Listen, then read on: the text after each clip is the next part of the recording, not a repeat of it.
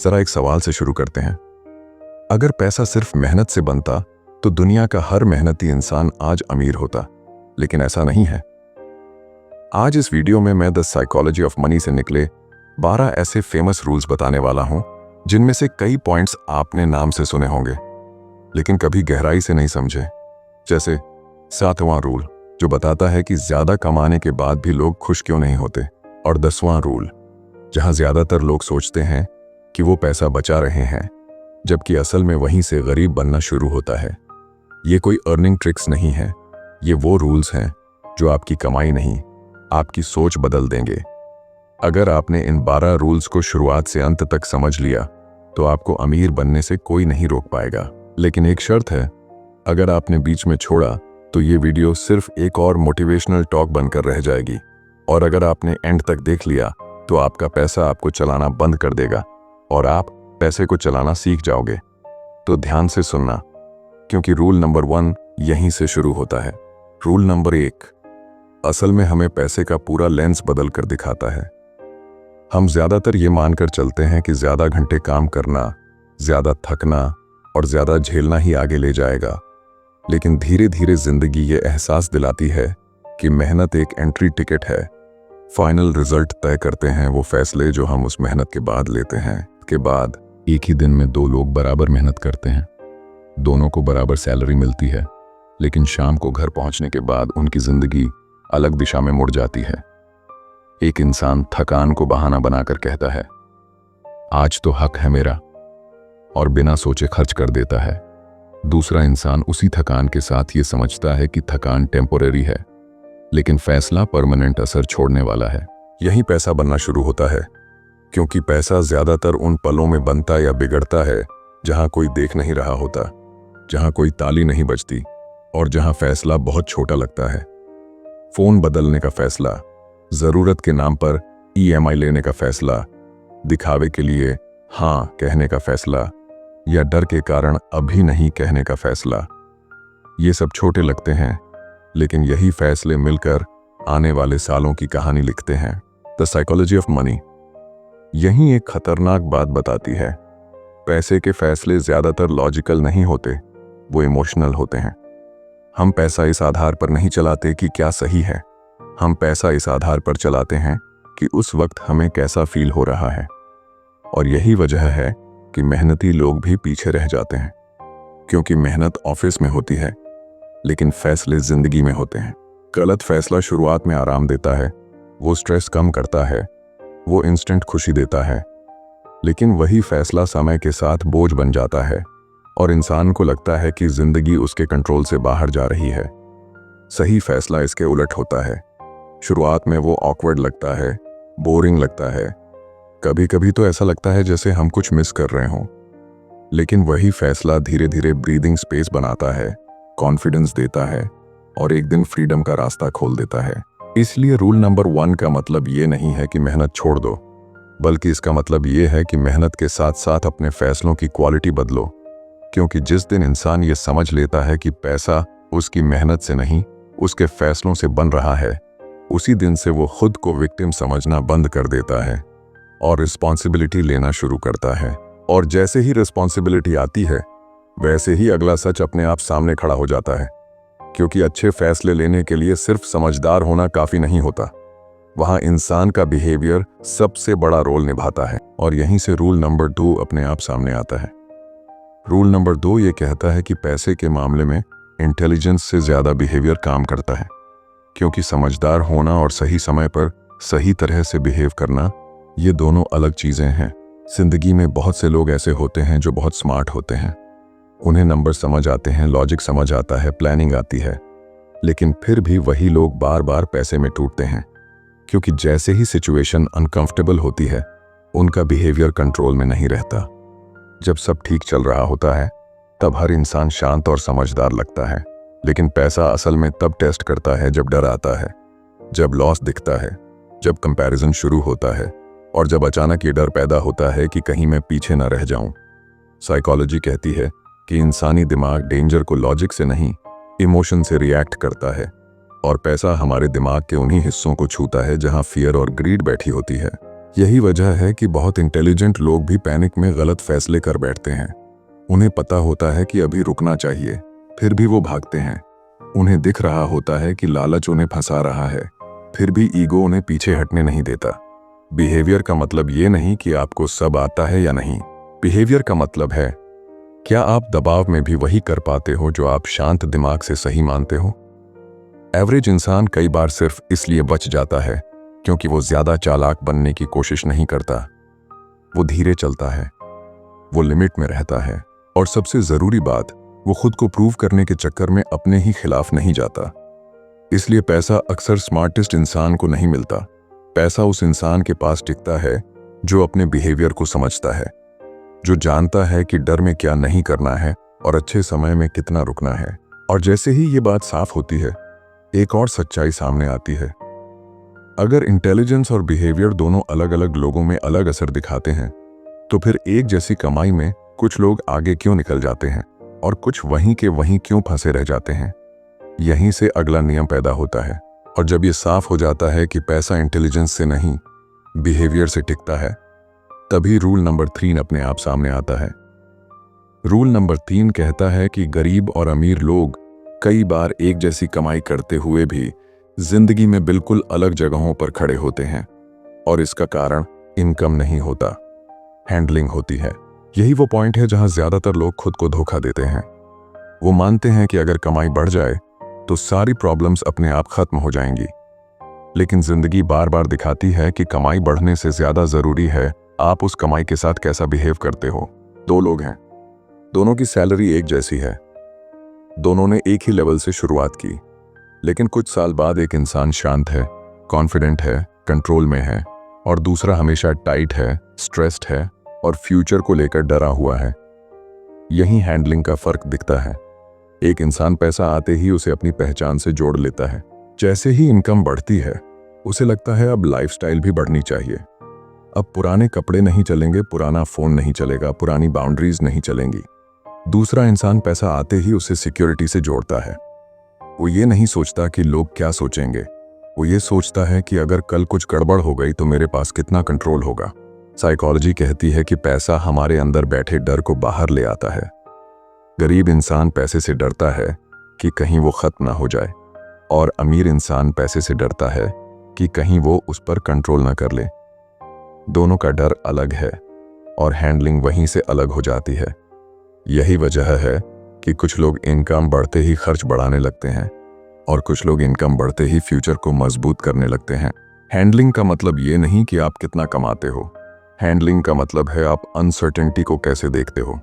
एक इंसान अनसर्टेनिटी से डरकर हर पैसा आज में उड़ा देता है, दूसरा इंसान उसी अनसर्टेनिटी की वजह से हर पैसे को सोच समझ कर रखता है। और यही फर्क धीरे धीरे गैप बनाता है।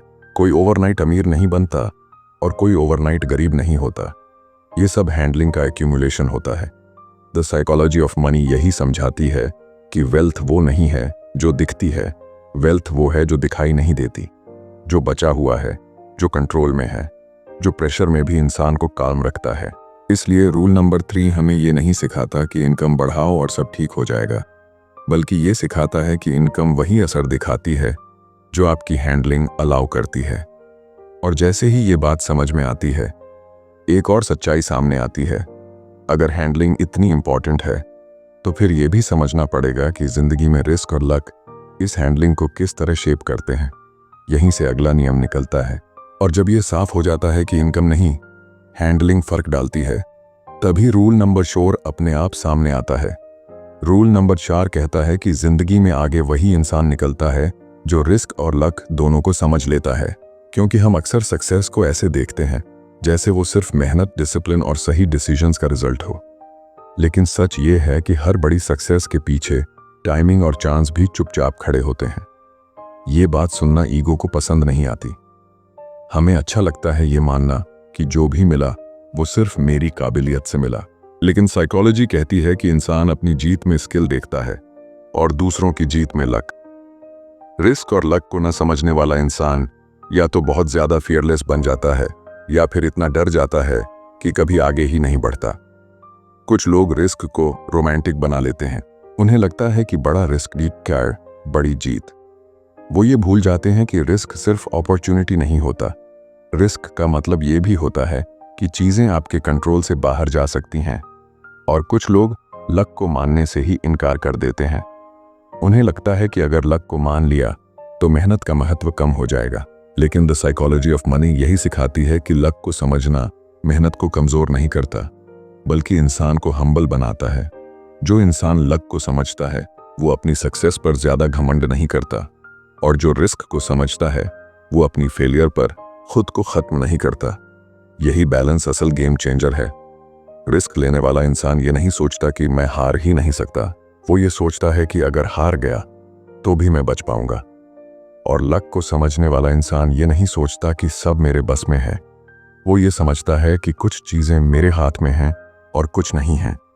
यही सोच हैंडलिंग को और मैच्योर बना देती है, क्योंकि जो इंसान ये मान लेता है कि टाइमिंग और चांस भी रोल प्ले करते हैं, वो ना तो बहुत जल्दी सेलिब्रेट करता है और ना ही बहुत जल्दी टूटता है। वो जानता है कि एक सही फैसला गलत समय पर फेल हो सकता है और एक नॉर्मल फैसला सही समय पर कमाल कर सकता है। और जैसे ही ये समझ आती है, एक और खतरनाक सच सामने आता है, क्योंकि जो इंसान लक और रिस्क को नहीं समझता वो अक्सर एक ही गलती करता है, वो जल्दी जीतना चाहता है। यहीं से अगला नियम जन्म लेता है। और जब इंसान रिस्क और लक को ठीक से नहीं समझता तो उसके अंदर एक बहुत खतरनाक इच्छा जन्म लेती है, जल्दी जीतने की इच्छा। यहीं से रूल नंबर 5 सामने आता है। रूल नंबर 5 कहता है कि जल्दी अमीर बनने की चाह सबसे बड़ा मनी ट्रैप है, क्योंकि दिमाग को स्पीड पसंद है। उसे रिजल्ट्स जल्दी चाहिए, कन्फर्मेशन जल्दी चाहिए और ये भरोसा चाहिए कि मैं सही रास्ते पर हूं। लेकिन पैसा स्पीड से नहीं, टाइम से बनता है। साइकोलॉजी कहती है कि जब इंसान इम्पेशेंट होता है तो उसका दिमाग रिस्क को अंडर एस्टिमेट करने लगता है और रिवॉर्ड को ओवर एस्टिमेट करने लगता है। उसे लगता है बस थोड़ा सा और पुश, बस यही मौका, बस अभी नहीं लिया तो देर हो जाएगी। यहीं शॉर्टकट्स पैदा होते हैं। शॉर्टकट्स असल में पैसा कमाने का तरीका नहीं होते, वो दिमाग को शांत करने का तरीका होते हैं। वो एंग्जाइटी को सूद करते हैं। वो ये इल्यूजन देते हैं कि सब कंट्रोल में है। लेकिन सच ये है कि शॉर्टकट इंसान को आगे नहीं ले जाता, शॉर्टकट इंसान को फ्रेजाइल बना देता है। जो इंसान जल्दी अमीर बनना चाहता है वो ये भूल जाता है कि पैसा सिर्फ बढ़ना नहीं चाहिए, पैसा सरवाइव भी करना चाहिए।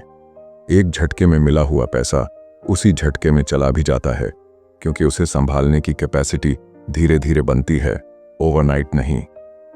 द साइकोलॉजी ऑफ मनी इसी पॉइंट पर साफ कहती है, धीरे बनने वाली वेल्थ स्ट्रांग होती है और जल्दी बनने वाली वेल्थ कमजोर होती है। जल्दी अमीर बनने वाला इंसान हर अपॉर्चुनिटी को अपॉर्चुनिटी नहीं, लास्ट चांस समझने लगता है। और जब हर चीज लास्ट चांस लगने लगे तो डिसीजन क्वालिटी गिरने लगती है। वो रिस्क को समझकर नहीं लेता, वो डर के कारण लेता है, डर कि कहीं वो पीछे न रह जाए। और यही डर उसे वही गलती बार बार करवाता है जो उसे और पीछे धकेल देती है। इसीलिए रूल नंबर 5 हमें ये नहीं सिखाता कि एम्बिशन गलत है, ये सिखाता है कि इम्पेशेंस सबसे महंगी एम्बिशन होती है। जो इंसान रुक सकता है, जो डिले सह सकता है, जो स्लो प्रोग्रेस को एक्सेप्ट कर सकता है, वही लॉन्ग टर्म गेम जीतता है। और जैसे ही इंसान ये समझ लेता है कि जल्दी जीतना असल जीत नहीं है, उसी पल एक और पावरफुल सच सामने आता है, क्योंकि अगर जल्दी नहीं तो फिर पैसा बढ़ता कैसे है। यहीं से अगला नियम निकलता है। और जब इंसान ये समझ लेता है कि जल्दी जीतना असल जीत नहीं है, तभी रूल नंबर 6 अपने आप सामने आता है। रूल नंबर 6 कहता है कि कंपाउंडिंग धीमा है लेकिन सबसे ताकतवर हथियार है। और सच ये है कि जो इंसान रुकना सीख जाता है वही अंत में जीतता है। कंपाउंडिंग का सबसे बड़ा दुश्मन इग्नोरेंस नहीं है, उसका सबसे बड़ा दुश्मन है बोरियत। क्योंकि कंपाउंडिंग शुरू में कुछ दिखाता ही नहीं, कोई एक्साइटमेंट नहीं, कोई इंस्टेंट प्रूफ नहीं, कोई ताली नहीं।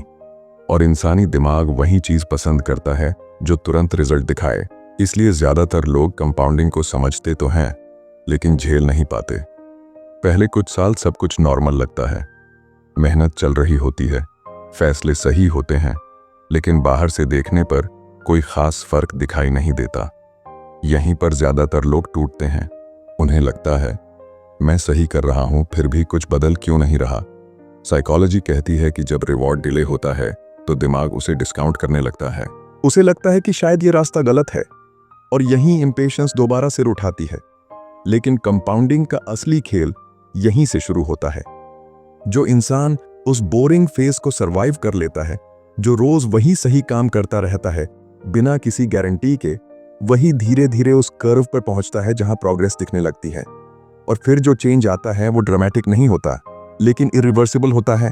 द साइकोलॉजी ऑफ मनी यही समझाती है कि वेल्थ का ज्यादातर हिस्सा लंबे समय में आखिरी हिस्से में बनता है, बीच में नहीं। इसलिए कंपाउंडिंग पेशेंस का नहीं, फेथ का गेम है। ये मानने का फेथ कि जो आज दिखाई नहीं दे रहा वो बेकार नहीं है। जो इंसान कंपाउंडिंग को समझ लेता है वो कंपैरिजन छोड़ देता है। वो ये नहीं देखता कि दूसरा कितनी तेजी से भाग रहा है, वो सिर्फ ये देखता है कि वो खुद रुका हुआ है या नहीं। क्योंकि कंपाउंडिंग भागने वालों के लिए नहीं है, कंपाउंडिंग टिके रहने वालों के लिए है। और जैसे ही इंसान ये समझ लेता है कि स्लो होना वीकनेस नहीं है बल्कि स्ट्रेंथ है, उसी पल एक और सवाल अपने आप खड़ा हो जाता है। अगर कंपाउंडिंग इतना पावरफुल है तो फिर लोग बीच में क्यों गिर जाते हैं? यहीं से अगला नियम निकलता है। और जब इंसान कंपाउंडिंग की ताकत को समझ लेता है तो उसके सामने एक बहुत ही अनकंफर्टेबल सवाल खड़ा होता है, कितना काफी है? यहीं से रूल नंबर 7 सामने आता है। रूल नंबर 7 कहता है कि जो इंसान इनफ को नहीं समझता वो कभी अमीर नहीं होता, क्योंकि लालच पैसा नहीं छीनता, लालच चैन छीन लेता है। ये सुनने में अजीब लगता है क्योंकि हम अमीरी को अक्सर और ज्यादा पाने से जोड़ते हैं, लेकिन साइकोलॉजी कहती है कि पैसे की सबसे खतरनाक समस्या उसकी कमी नहीं होती, उसकी कोई सीमा ना होना होती है। इंसान तब तक संतुष्ट नहीं होता जब तक वो किसी से खुद को कंपेयर कर रहा होता है। आज किसी से आगे निकल गया तो कल कोई और उससे आगे निकल जाता है, और यही एंडलेस रेस इनफ को कभी आने नहीं देती। द साइकोलॉजी ऑफ मनी एक सीधी बात कहती है, अगर आपको ये नहीं पता कि आपके लिए कितना काफी है तो चाहे आपके पास कितना भी आ जाए वो कम ही लगेगा। लालच अक्सर एम्बिशन के कपड़े पहनकर आता है। वो कहता है बस थोड़ा और, बस एक लेवल और, फिर रुक जाऊंगा। लेकिन सच ये है कि जो इंसान रुकना नहीं जानता वो संभालना भी नहीं जानता। यहीं कंपाउंडिंग टूटता है, क्योंकि कंपाउंडिंग को पेशेंस चाहिए, लेकिन लालच पेशेंस को टॉलरेट नहीं कर पाता। लालच रिस्क बढ़ाता है, लिमिट्स तोड़ता है और इंसान को ऐसी जगह ले जाता है जहां एक गलती सारी मेहनत मिटा देती है। इतिहास इसी से भरा पड़ा है। लोग जिनके पास सब कुछ था लेकिन इनफ न होने की वजह से सब कुछ खो बैठे। साइकोलॉजी कहती है कि सबसे सिक्योर इंसान वो नहीं होता जिसके पास सबसे ज्यादा है। सबसे सिक्योर इंसान वो होता है जिसे पता है कि उसे कितना चाहिए। इनफ का मतलब ये नहीं कि ग्रोथ बंद कर दी जाए। इनफ का मतलब ये है कि आप ग्रोथ को कंट्रोल से बाहर न जाने दें। जिस दिन इंसान ये तय कर लेता है कि उसके लिए जीत कैसी दिखती है, उस दिन से वो दूसरों की जीत से डिस्टर्ब होना बंद कर देता है। और जैसे ही कंपैरिजन खत्म होता है, डिसीजन क्वालिटी अपने आप सुधरने लगती है। लेकिन यहीं एक और सच्चाई सामने आती है, क्योंकि बहुत से लोग इनफ को इसलिए नहीं समझ पाते क्योंकि उनकी पूरी सोच सुरक्षा के एक बहुत लिमिटेड मॉडल पर टिकी होती है। यहीं से अगला नियम निकलता है। और जब इंसान ये समझने लगता है कि इनफ क्यों जरूरी है, तभी एक और गहरी परत खुलती है। क्योंकि बहुत से लोग इनफ इसलिए तय ही नहीं कर पाते क्योंकि उनकी पूरी सोच सिक्योरिटी के इर्द गिर्द बनी होती है। यहीं से रूल नंबर 8 सामने आता है। रूल नंबर 8 कहता है कि सैलरी माइंडसेट आपको सुरक्षित रखता है, अमीर नहीं बनाता। क्योंकि सिक्योरिटी और वेल्थ दो अलग अलग खेल हैं। सैलरी माइंडसेट इंसान को यह सिखाता है कि हर महीने पैसा आना चाहिए, कोई सरप्राइज नहीं होना चाहिए, कोई रिस्क नहीं दिखना चाहिए। दिमाग का फोकस ये नहीं होता कि पैसा कैसे बढ़ेगा, फोकस ये होता है कि कहीं कम ना हो जाए। साइकोलॉजी कहती है कि जब इंसान सेफ्टी को अपना प्राइमरी गोल बना लेता है तो उसका दिमाग एक्सपेरिमेंटेशन बंद कर देता है। वो स्टेबिलिटी को पकड़कर बैठ जाता है और ग्रोथ को सस्पिशियस नजरों से देखने लगता है। यही कंफ्यूजन पैदा होता है। लोग सोचते हैं कि जो स्टेबल है वही वेल्थी है, लेकिन सच ये है कि स्टेबिलिटी आपको गिरने से बचा सकती है, ऊपर नहीं ले जा सकती।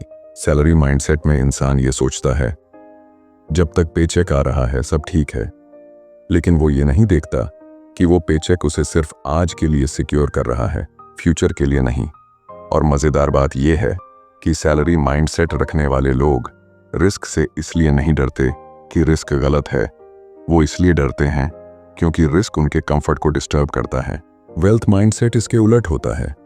वेल्थ माइंडसेट ये नहीं पूछता कि मुझे आज कितना मिल रहा है, वो पूछता है अगर कल ये रुक गया तो मेरे पास क्या बचेगा। यहीं सिक्योरिटी और वेल्थ की लाइन क्लियर होती है। सिक्योरिटी डिपेंड करती है एक सोर्स पर, वेल्थ डिपेंड करती है कंट्रोल पर। सैलरी माइंडसेट इंसान को काम रखता है, लेकिन अक्सर ब्लाइंड भी बना देता है। वो धीरे धीरे मान लेता है कि जो चल रहा है वही हमेशा चलेगा, और यही असम्पशन सबसे खतरनाक होती है।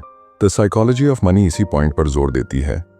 वेल्थ वो नहीं है जो हर महीने आती है, वेल्थ वो है जो उस दिन भी टिके जब आना बंद हो जाए। और जैसे ही इंसान ये समझने लगता है, उसे एहसास होता है कि सिर्फ इनकम बढ़ाना काफ़ी नहीं, उस इनकम से कैसे डिसीजंस लिए जा रहे हैं वो ज़्यादा इंपॉर्टेंट है। यहीं से अगला सवाल अपने आप खड़ा हो जाता है। अगर सैलरी माइंडसेट ग्रोथ को लिमिट करता है, तो फिर इंसान पैसे से जुड़े फैसले कैसे ले ताकि वो खुद को नुकसान न पहुंचाए। यहीं से अगला नियम निकलता है। और जब इंसान ये समझने लगता है कि सैलरी माइंडसेट उसे सिर्फ आज के लिए सुरक्षित रखता है, तभी सबसे ज़रूरी सवाल सामने आता है, फिर पैसे से जुड़े फैसले लिए कैसे जाएं। यहीं से रूल नंबर 9 अपने आप निकलता है। रूल नंबर 9 कहता है कि पैसे के फैसले इमोशन से नहीं, डिस्टेंस से लिए जाते हैं, क्योंकि डर और लालच पैसे की दुनिया की सबसे महंगी गलतियां करवाते हैं।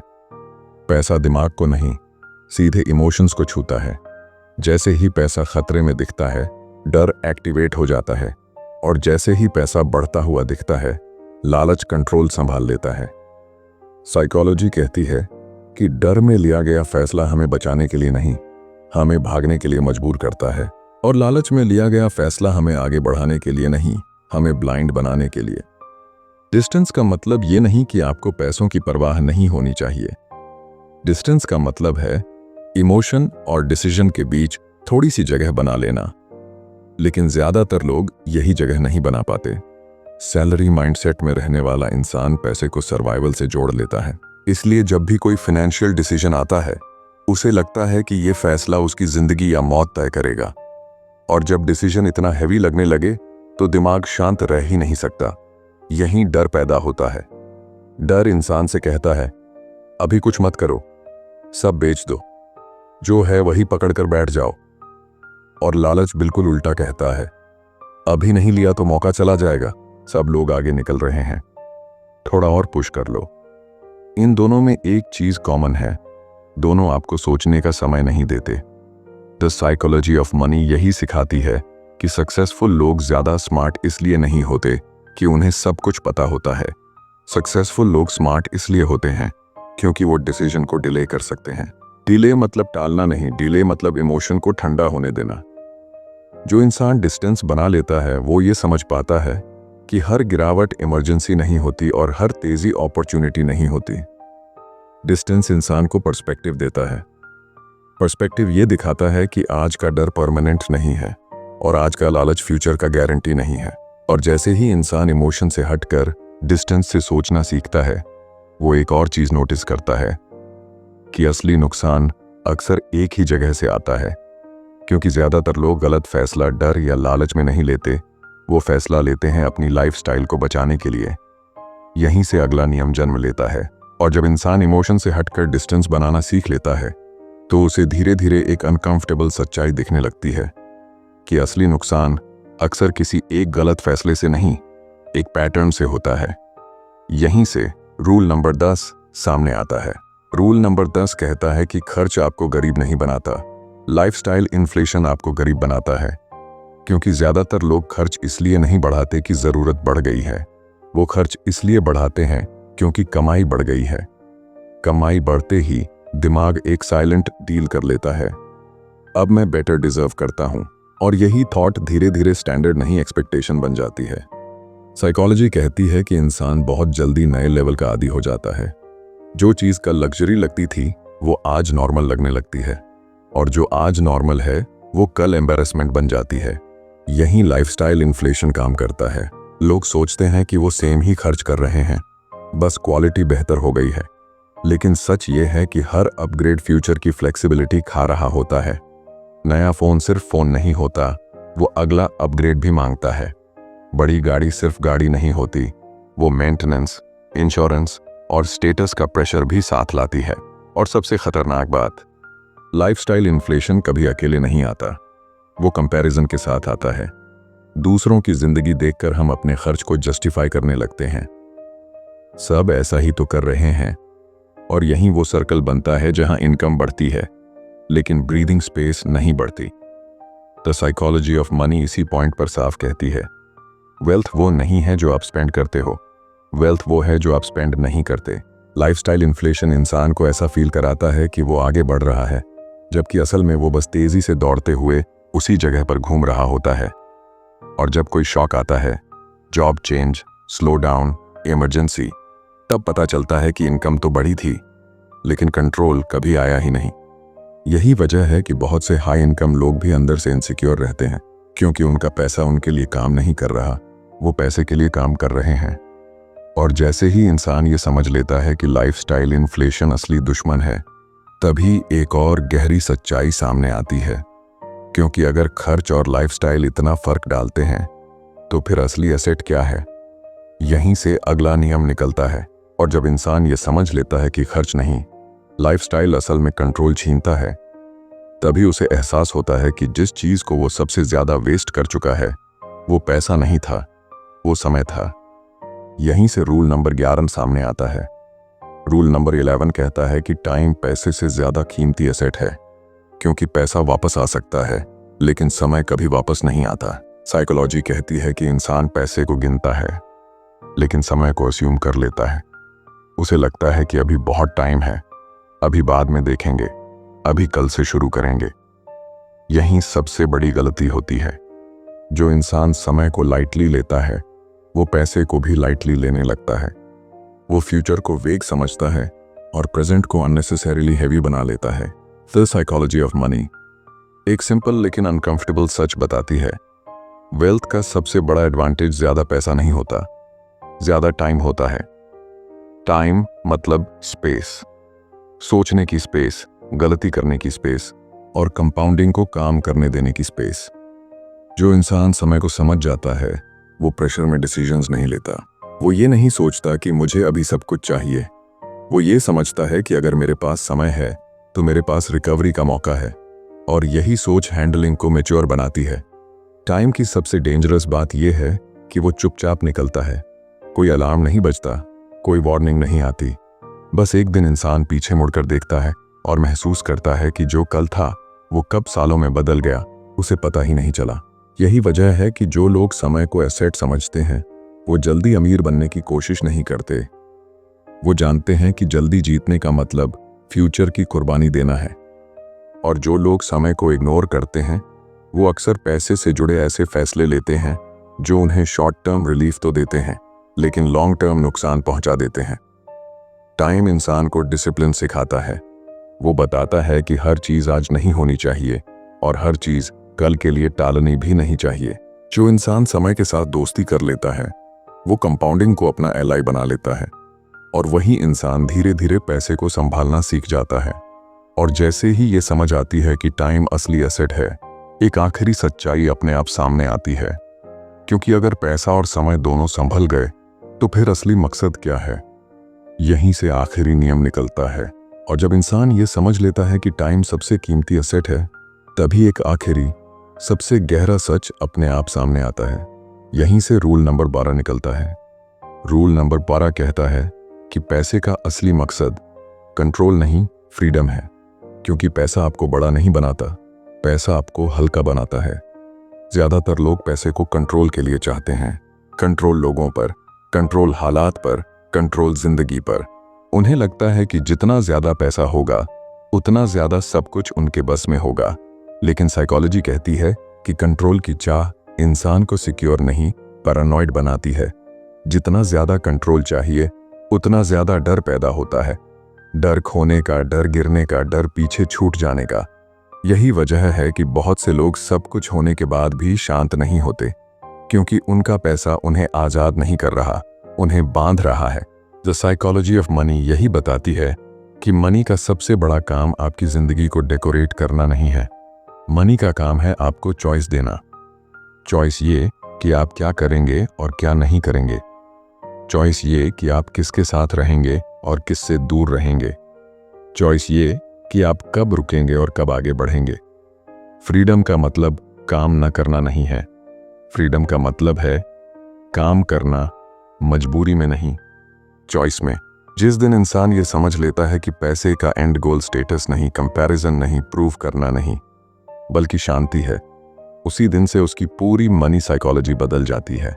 वो ज्यादा कमाने के पीछे नहीं भागता, वो ज्यादा कंट्रोल चाहता है, अपने टाइम पर, अपने डिसीजंस पर और अपने डर पर। और यही पूरी यात्रा का सार है। मेहनत से फैसलों तक, इंटेलिजेंस से बिहेवियर तक, इनकम से हैंडलिंग तक, रिस्क और लक से पेशेंस तक, शॉर्टकट से कंपाउंडिंग तक, लालच से इनफ तक, सिक्योरिटी से डिस्टेंस तक, लाइफस्टाइल से टाइम तक। हर रूल आपको इसी एक जगह लाने के लिए था कि पैसा जिंदगी का मालिक बनने के लिए नहीं है, पैसा जिंदगी को जीने की आजादी देने के लिए है। और जिस दिन इंसान इस बात को सच में समझ लेता है, उसी दिन से पैसा उसे चलाना बंद कर देता है और वो पैसे को चलाना सीख जाता है। और अब जरा वापस उसी सवाल पर लौटते हैं जिससे ये वीडियो शुरू हुई थी। अगर पैसा सिर्फ मेहनत से बनता तो हर मेहनती इंसान अमीर होता। लेकिन अब तुम जानते हो, पैसा मेहनत से नहीं, सोच से बनता है। इन 12 रूल्स में कोई मैजिक नहीं था, कोई शॉर्टकट नहीं था, कोई ओवरनाइट फॉर्मूला नहीं था। फिर भी अगर तुमने ध्यान दिया हो तो हर रूल ने तुम्हें एक ही डायरेक्शन में धकेला, मेहनत से फैसलों की तरफ, इंटेलिजेंस से बिहेवियर की तरफ, इनकम से हैंडलिंग की तरफ, रिस्क और लक से पेशेंस की तरफ, शॉर्टकट से कंपाउंडिंग की तरफ, लालच से इनफ की तरफ, सिक्योरिटी से डिस्टेंस की तरफ, लाइफस्टाइल से टाइम की तरफ और आखिर में कंट्रोल से फ्रीडम की तरफ। यही असली वेल्थ जर्नी है।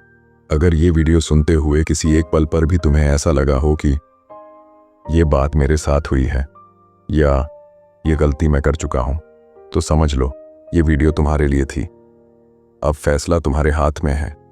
ये नॉलेज यहीं छोड़ दोगे या इसे अपनी सोच में बैठने दोगे। अगर तुम चाहते हो ऐसी ही वीडियोस जो सिर्फ मोटिवेट नहीं करती, ट्रांसफॉर्म करती हैं, तो इस चैनल को सब्सक्राइब करो और कमेंट्स में सिर्फ एक लाइन लिखो, इस रूल नंबर ने मेरी आंखें खोल दी। क्योंकि जिस दिन इंसान अपने पैसों को समझना शुरू कर देता है, उसी दिन से पैसा उसे चलाना बंद कर देता है और वो पैसे को चलाना